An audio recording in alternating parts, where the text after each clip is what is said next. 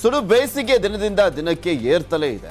ಉತ್ತರ ಕರ್ನಾಟಕದಲ್ಲಿ ಹನಿ ನೀರಿಗೂ ಕೂಡ ಪರದಾಡುವಂತ ಸ್ಥಿತಿ ನಿರ್ಮಾಣ ಆಗಿದೆ. ಮಕ್ಕಳ ಶಿಕ್ಷಣವನ್ನು ಕೂಡ ಕಸಿತಾ ಇದೆ ಜೀವಜಲ.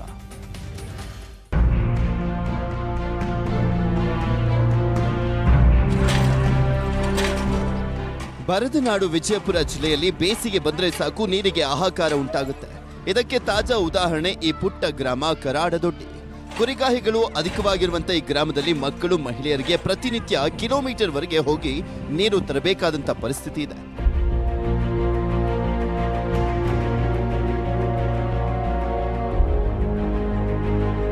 ವಿಜಯಪುರ ನಗರಕ್ಕೆ ಕುಡಿಯುವಂತ ನೀರು ಸರಬರಾಜು ಮಾಡುವಂತ ಭೂತನಾಳ ಕೆರೆ ಹಿಂಭಾಗವೇ ಈ ಗ್ರಾಮವಿದೆ.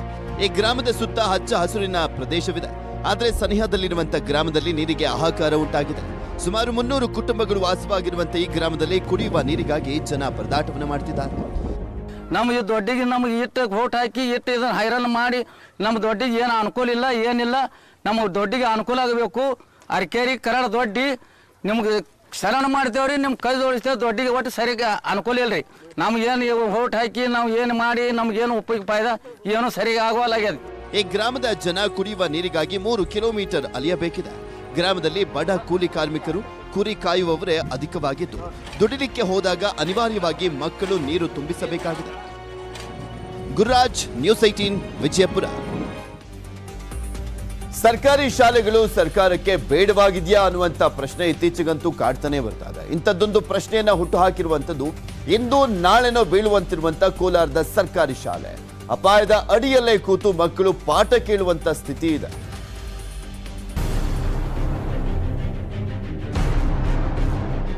ಉದುರಿ ಬಿದ್ದಿರುವ ಶಾಲಾ ಕೊಠಡಿ ಮೇಲ್ಛಾವಣಿ, ಬಿರುಕು ಬಿಟ್ಟಿರುವ ಕಟ್ಟಡ, ಇಂಥ ಸ್ಥಿತಿಯಲ್ಲೇ ಪಾಠ ಕೇಳ್ತಿರೋ ಮಕ್ಕಳು, ಪಾಠ ಮಾಡ್ತಿರುವ ಶಿಕ್ಷಕರು.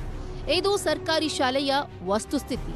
ಕೋಲಾರ ನಗರದ ಗಾಂಧಿನಗರ ಬಡಾವಣೆಯ ಸರ್ಕಾರಿ ಮಾದರಿ ಹಿರಿಯ ಪ್ರಾಥಮಿಕ ಶಾಲೆ ಬಲಿಗಾಗಿ ಕಾಯ್ತಿದೆಯೇನೋ ಅನ್ನಿಸ್ತಿದೆ. ಈ ಶಾಲೆ ನಿರ್ಮಾಣವಾಗಿ 75 ವರ್ಷ ಕಳೆದಿದೆ. 117 ಮಕ್ಕಳಿರೋ ಈ ಶಾಲೆಯಲ್ಲಿ 11 ಕೊಠಡಿಗಳಿವೆ. ಆದರೆ ಬಳಕೆಯಾಗ್ತಿರೋದು ಕೇವಲ 4 ಕೊಠಡಿಗಳು ಮಾತ್ರ. ತುಂಬ ಹಳೆ ಬಿಲ್ಡಿಂಗ್ ಆಗಿರೋದ್ರಿಂದ ಮೇಲ್ಗಡೆ ಇದೆಲ್ಲ ಸುದುರ್ತಾ ಇದೆ. ನಮ್ಮ ಇಲಾಖೆಯವರು ಎಲ್ಲ ಬಂದು ನೋಡ್ಕೊಂಡು ಹೋಗಿದ್ದಾರೆ ಸರ್. BO ಸರ್ ಬಂದಿದ್ರು, DD ಸರ್ ಬಂದಿದ್ರು. ಶಾಲಾ ದುರಸ್ತಿಗೆ ಶಿಕ್ಷಣ ಇಲಾಖೆಗೆ ಮನವಿ ಮಾಡಿದ್ರೂ ಏನೂ ಪ್ರಯೋಜನ ಆಗಿಲ್ಲ. ಶಾಲಾ ಅಭಿವೃದ್ಧಿ ಸಮಿತಿ ಅಧ್ಯಕ್ಷ ಪ್ರಕಾಶ್ ಎನ್ನುವವರು ಇದೀಗ ಮನಮಿಡಿಯುವ ಪತ್ರವನ್ನ ಶಿಕ್ಷಣ ಇಲಾಖೆಗೆ ಬರೆದಿದ್ದಾರೆ. ನಿಮ್ಮ ಶಾಲೆಯಿಂದ ಮಗನನ್ನ ಬಿಡಿಸಿ ಖಾಸಗಿ ಶಾಲೆಗೆ ಸೇರಿಸಲು ತೀರ್ಮಾನಿಸಿದ್ದೇನೆ ಎಂದು ಪತ್ರ ಬರೆದಿದ್ದಾರೆ. ಕಟ್ಟಡನ ಸರಿ ಮಾಡಿಸಿದ್ರೆ ನನ್ನ ಮಕ್ಕಳನ್ನ ನಾನು ಓದಿಸ್ತೀನಿ, ಇಲ್ಲ ಅಂದರೆ ನಾನು ಖಾಸಗಿ ಶಾಲೆಗೆ, ಒಂದು ಸುಸಜ್ಜಿತ ಖಾಸಗಿ ಶಾಲೆಗೆ ಸೇರಿಸ್ತೀನಿ ಅಂದ್ಬಿಟ್ಟು ನಾನು DD ಅವರಿಗೆ, BE ಅವರಿಗೆ ಎಲ್ರಿಗೂ ಪತ್ರ ಬರೆದಿದ್ದೀನಿ ಸರ್. ಇವತ್ತರೆಗೂ ಯಾವುದೇ ರೀತಿ ಉತ್ತರ ಸಿಕ್ಕಿಲ್ಲ. ಶಾಲಾ ಕೊಠಡಿ ದುರಸ್ತಿಗೆ ಕೇವಲ 2 ಲಕ್ಷ ಅನುದಾನ ಬಿಡುಗಡೆಯಾಗಿದೆ. ಆದರೆ ಕಳೆದ 3 ತಿಂಗಳಿಂದ ಕಾಮಗಾರಿ ಆರಂಭವಾಗಿಲ್ಲ. ಹೊಸ ಕಟ್ಟಡ ನಿರ್ಮಾಣವೇ ಸಮಸ್ಯೆಗೆ ಪರಿಹಾರ. ಆದರೆ ದುರಸ್ತಿಗೆ ಚೌಕಾಸಿ ಮಾಡ್ತಿರೋ ಸರ್ಕಾರ ಹೊಸ ಕಟ್ಟಡ ಕಟ್ಟಿಸುತ್ತೆ ಅನ್ನೋದು ಕನಸು. ರಘುರಾಜ್, ನ್ಯೂಸ್ 18, ಕೋಲಾರ.